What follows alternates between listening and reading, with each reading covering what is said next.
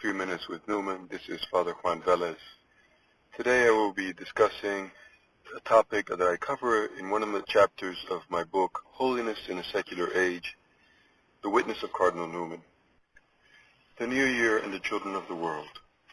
On December 25th, 2017, Pope Francis prayed for the children of the world.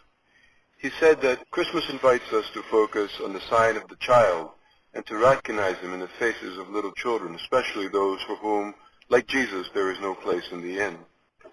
This made me think of the numerous children who do not have access to good schools and to the many parents who neglect their education. Newman believed that parents should be the primary educators of their children. This sounds obvious, but in the 20th century and the first 2 decades of the 21st, this is no longer so to anyone.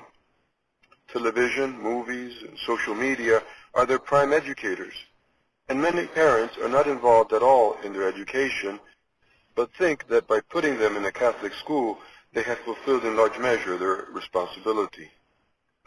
Already in the 19th century, Newman insisted that parents act as the primary educators of their children. In May 1859, together with a group of parents, he opened a school for boys, which in time came to be called the Oratory School. The parents looked up to him to prepare their boys for a university education and later employment in society. But from the beginning, Newman insisted that the parents should raise the needed money for opening and running the school. In fact, he did not want the Birmingham Oratory to be responsible financially or even administratively.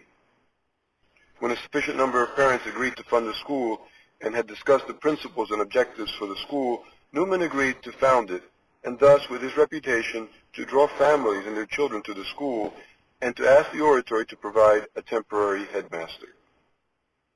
It was a boarding school for boys founded along the lines of the elite English public schools, but which were not public in the sense of schools in the United States, but with the religious and disciplinary line of Catholic seminaries. Newman wanted the school to be a Catholic Eton, where the boys would have the freedom of the famous Eton College, together with the best religious formation of the Catholic schools. The participation of the parents was much more than financial. Newman involved them by writing them frequent letters with information on the progress of their children during the school year, and by pointing out corrections that the children required.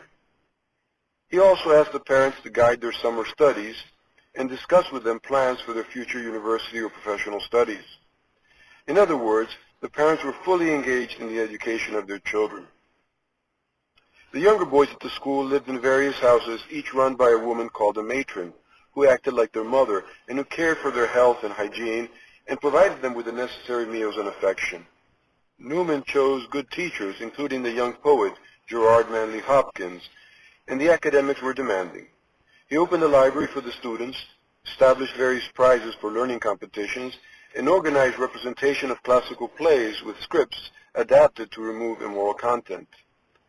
The religious formation of the children was an important part of the education, as were religious practices such as daily mass and prayer of the rosary.